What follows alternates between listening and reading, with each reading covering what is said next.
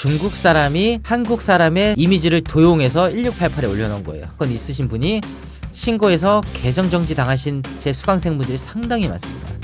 대한민국은 증거가 있어야 됩니다. 벌금이랑 합의금이랑 해서 한 4,500만원 됩니다. 여러분들 신고를 당하셔도 동의 문구 삽입 시 그 삽입 사실이 쿠팡의 소명 핵심 증거가 된다는 거예요. 위탁 판매가 불법이 절대 아니라는 거예요. 걱정하실 필요가 없다. 고객 개인정보 이용 위반 행위가 확인되었습니다. 혹은 지적재산권 침해가 접수되었습니다. 이 문구가 뜨는 순간 머릿속이 하얘집니다. 내 계정 큰일 난 거 아닌가? 이거 바로 정지되는 건가? 어떻게 대응해야 하지? 그런데 이럴 때 당황해서 아무렇게나 대응하시면 문제가 더 커질 수 있습니다. 그래서 오늘은 개인정보 문제와 지재권 문제, 이 두 가지 경고를 받았을 때 어떻게 대응해야 하는지, 그리고 미리 어떤 설정과 대비를 해두셔야 하는지 실무적으로 아주 쉽게 설명드리겠습니다.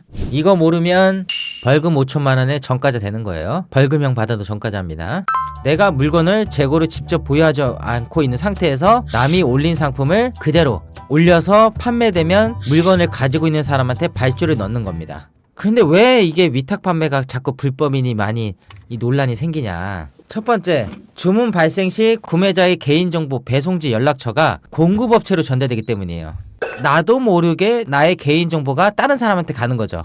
그러니까 이게 불법이라고 하는 거예요. 제17조를 보면은 개인정보 제3자 제공 시 정보 주체 동의 필수고, 제71조는 위반 시 5년 이하 징역 또는 5천만 원 이하의 벌금이에요. 무섭죠?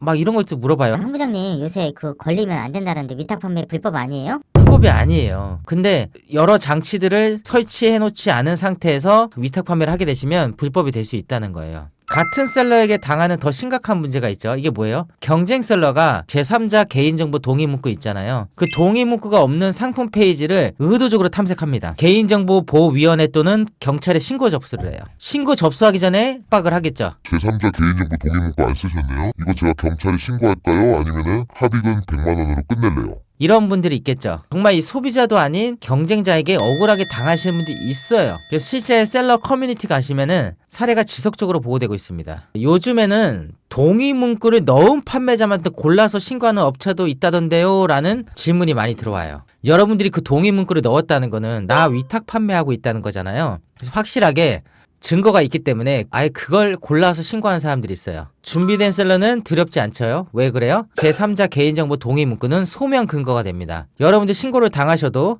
동의 문구 삽입 시 그 삽입 사실이 쿠팡의 소명 핵심 증거가 된다는 거예요. 그래서 여러분들은 어떻게 해야 돼요? 제3자 개인정보 동의 문구가 들어있는 그 상세 페이지에 캡처를 해놔야겠지. 캡처를. 나는 이 동의 문구를 넣고 팔고 있다고 캡처를 해놓으셔야 돼요. 왜냐면 중간에 없다가 쏙 넣을 수도 있잖아요. 상세 페이지란 언제든 수정이 가능하기 때문에 걸리고 나서 넣으면 소용이 없고 걸리기 전에 넣어야 된다는 거예요. 그 위스탁 계약서는 신고 이후 작성해도 상품 업로드 과거 시점으로 체결하면 효력 인정. 위스탁 계약서를 저희가 일일이 모든 도매처랑 작성할 수가 없어요. 상품이 그렇게 많은데 그 많은 업체들이랑 여러분들이 일일이 위스탁 계약서를 맺을 수가 없어요. 나중에 걸리고 나서 그 도매처에다 얘기해서 4월 말일부터 공급 받았는데 지금 신고가 들어왔다. 내가 상품을 올린 시점이 4월 말이니까 그 4월 말일자로 위스탁 계약서를 하나 써줄 수 있냐라고 해주면 안 써줄 사람이 없다는 거예요. 왜냐면 자기 제품 팔아주는데 그 안 써줄 사람이 있을까요? 제3자 개인정보 동의 문구는 어떻게 넣을까요? 촬영해놨다가 나중에 꼭 써보세요. 본 상품은 위탁 판매 방식으로 운영되어 원활한 배송을 위해 구매자의 성명, 주소, 연락처가 공급업체에게 제공될 수 있으며 구매 진행 시에 이에 동의한 것으로 간주합니다. 이런 식으로 딱 넣으시면 된다는 거예요.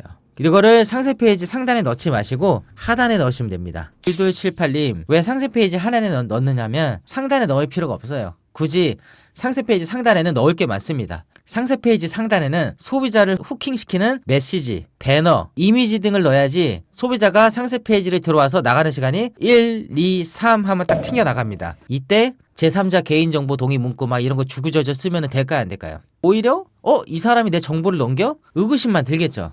그래서 하단에 넣는 겁니다. 이 문구의 3대 핵심 요소예요. 제3자 제공 사실을 저희는 고지했고 제공 항목을 명시했어요. 성명, 주소, 연락처에 구체적으로 기재했죠. 그리고 제공 목적 안내. 이게 악의적으로 너의 개인정보를 이용하는 것이 아니라 단순하게 배송 처리 목적임을 밝혀야 된다는 거예요.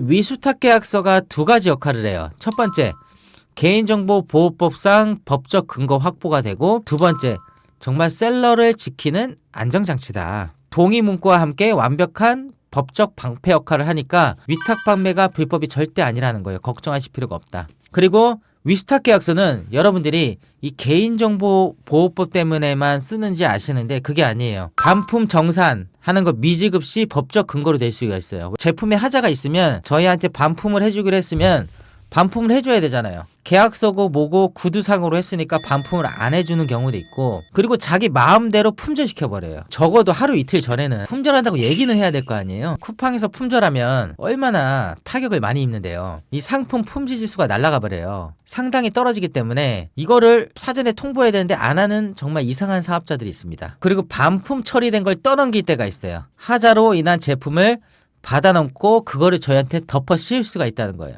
나쁜 사람들이죠. 그리고 공급가를 일방적으로 인상하는 걸 차단해야 됩니다. 공급가도 어느 정도 공문을 띄우고, 요즘 전쟁에서 비닐이 비싸잖아요. 이러한 저러한 이유로 공문을 띄우고 인상하는 것도 아니고 멋대로 그냥 공급가를 팍 인상해 버리는 거예요. 이런 위수탁 계약서가 없으면 안정장치가 없겠죠. 전쟁 발생 시에 셀러 권리를 보장하기 위해서 여러분들은 반드시 위수탁 계약서를 지금 말고 나중에 팔렸을 때는 꼭 써주셔야 됩니다. 우리 비트리플님, 도매처가 단가 올리면 눈물을 머금고 노마진으로 팔 때 있었어요. 그래서 그런 것들을 일방적으로 하는 걸 방어하기 위해서 위스탁 계약서를 써야 돼요.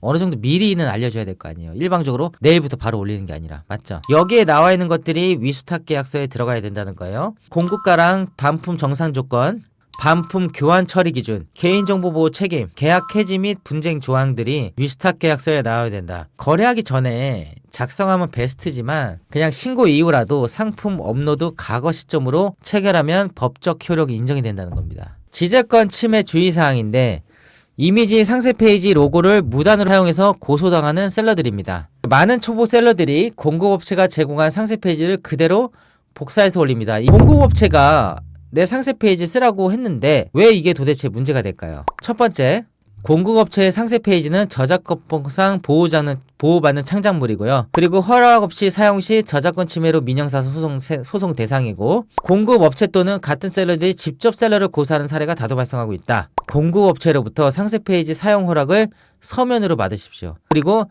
다른 판매자 이미지를 함부로 사용하면 안 되겠죠. 여러분들이 이왕 위스탁 계약서를 쓰실 거면 그 상세 페이지를 사용한다, 이미지, 썸네일, 상세 페이지를 다 사용해도 된다라는 그 조항을 좀 넣으셨으면 좋겠어요. 아무리 나중에 발뺌해도 계약서 상에 나와 있으니까 여러분들이 대처할 수가 있겠죠. 두 번째, 상품 제목에 타 브랜드명 사용했을 때, 뭐 나이키 브랜드 스타일, 뭐 아디다스 스타일, 이런 거 하시면 안 돼요. 이런 거는 상표권 침해입니다. 상표권 침해. 코카콜라 이런 거를 사용하면 돼요, 안 돼요? 1차 유통업자 아니면은 그 브랜드 이름을, 네임을 사용하시면 안 돼요. 내가 코카콜라 좀 쓸게, 대신에 그 매출의 10%를 줄게, 이런 식으로 협약을 하셔야 돼요. 그리고 병행 수입품도 오인하니까 안 되고, 상표권이 생각보다 무섭습니다. 제 예시를 하나 설명드리면은, 제가 예전에 유산균을 팔았었거든요. 상당히 잘 팔았습니다. 진짜 그거 하나로 그 유산균 매출만 해도 3, 4천, 5천 이상 나왔었죠. 그런데 그 유산균 업체, 제 공장으로부터 물건을 받았는데 그 공장이 유통정문 판매는 아니었어요. 그래서 제가 공장한테 물어봤죠. 이거 저한테 주셔도 되는 거냐고 물어봤더니 자기가 개발했대요. 본인이 개발한 상품이라 납품해도 된다 라고 해서, 그때는 제가 이게 잘못된 건지는 몰랐어요. 당연히 공장에서 개발한 거고 나한테 주는데 이게 뭐가 문제가 될까라고 생각을 했는데, 알고 보니까 그 제품을 팔고 있는 유통전문 판매원이 있었다는 거죠. 그 유통전문 판매원이 제가 공장에서 빼가지고 파는 걸 알게 된 거예요. 유통전문 판매원에서는 기분 나쁘죠. 공장에서 뒤로 저한테 빼돌린 거니까. 근데 저는 몰랐다니까요. 진짜 초보자인데 뭘 어떻게 하겠어요. 공장에서 주니까 그냥 네 감사합니다라고 받았는데, 그 사람이 어떻게 알게 됐냐면, 제가 잘 팔잖아요. 차 유통전문 판매원이 제 제품을 딱 시켜서 유통기한을 딱 봤는데 3월 28일로 찍혀 있는 거예요. 근데 어라? 우리 제품 중에 유통기한이 3월 28일로 찍혀 있는 게 없는데, 발주 넣지도 않았는데 어떻게 이게 어디서 나와서 3월 28일짜리 유통기한이 나왔지? 역으로 분석하다가 걸렸죠. 그래서 그 유통정보 판매원이 공장한테, 사장님, 저희는 유통기한이 2월 말일자로 찍힌 거밖에 없는데 3월 말일자로 찍힌 건 뭐예요? 라고 하는 순간 걸린 겁니다. 걸릴 수밖에 없죠. 우리 KS초님, 그럴 경우에는 생산자가 유통업체에 배상해야 하는 거 아닌가요? 생산자도 배상하고 그 브랜드를 써서 판 저도 배상을 해야 돼요. 유통업체와 독점계약이었어요. 맞아요. 공장이랑 독점계약이었는데 그거를 그 사장님이 그러니까 정말 좋으신 분인데 그런데 저도 벌금을 많이 때려 맞았어요. 생산자와 그 공장도 틀어졌죠. 벌금 얼마 받았을 거예요, 저. 벌금이랑 합의금이랑 해서 한 4,500만 원 됩니다. 어마무시하죠? 4,500만 원. 합의금이 3,200이었고 벌금이 1,300만 원. 그래서 저는 진짜 몰랐다. 난 억울하다라고 했는데 경찰서 가서 조사를 받는데 일단은 이게 상표권 쓰신 건 맞죠? 인정하시죠? 제가 그 자리에서 저는 진짜 모르고 그랬단 말이에요. 그렇게 제가 이제 항변을 했죠. 근데도 안 돼요. 안 들어줘요. 그냥 너는 말해라. 나는 조서를 쓰겠다. 탁탁탁탁 치면서 상표권 조심하셔야 됩니다. 진짜 잘못 걸리면 큰일 납니다.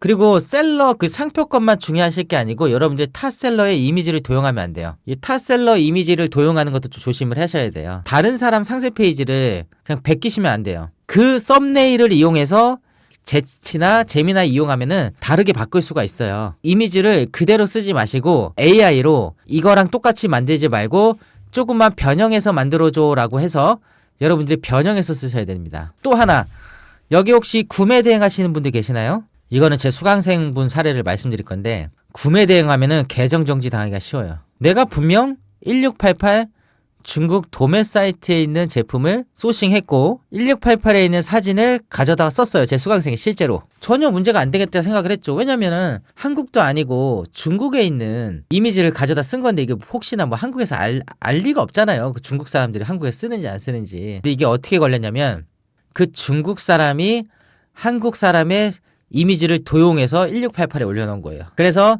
실제로 그 한국 이미지 촬영하신 저작권 있으신 분이 신고해서 계정 정지 당하신 제 수강생분들이 상당히 많습니다.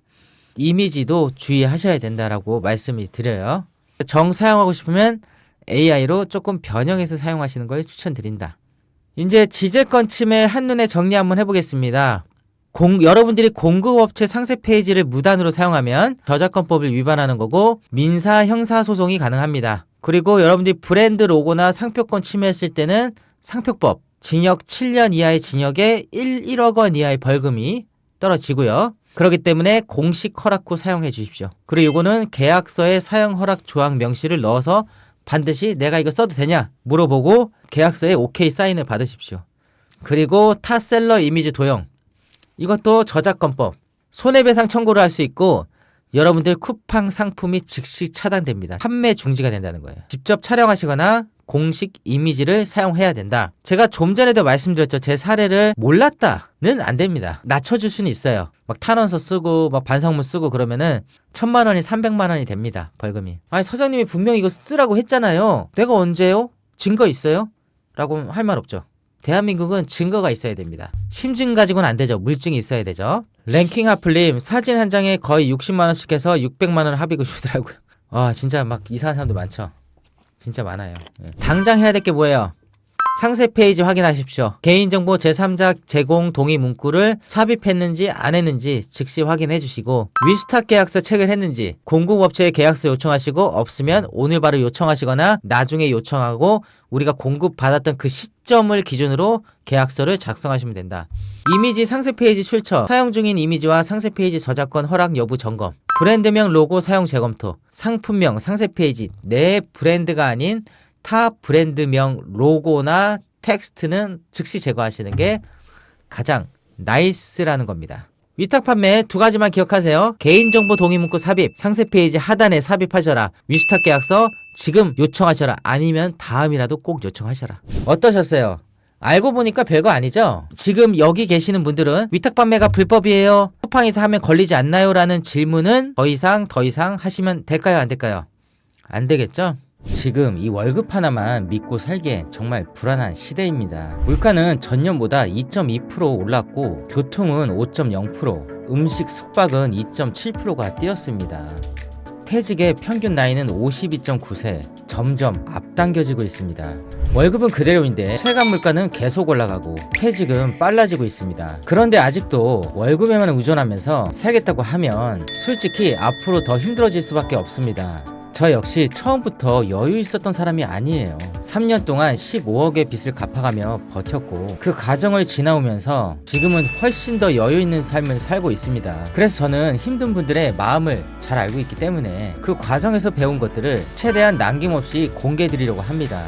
이 무료 강의만 잘 따라와도 시작은 충분히 가능합니다. 하지만 제가 실제로 부딪히면서 쌓아온 더 깊은 정보와 노하우는 오프라인 강의에서만 풀어드릴 수밖에 없습니다. 댓글이나 라이브에서 계정 문제나 쿠팡에서 생긴 문제를 많이들 물어보십니다. 이런 문제는 제가 직접 그 계정을 봐야 해요. 답글 몇 줄만으로 정확하게 알려드릴 수가 없어 정말 답답합니다.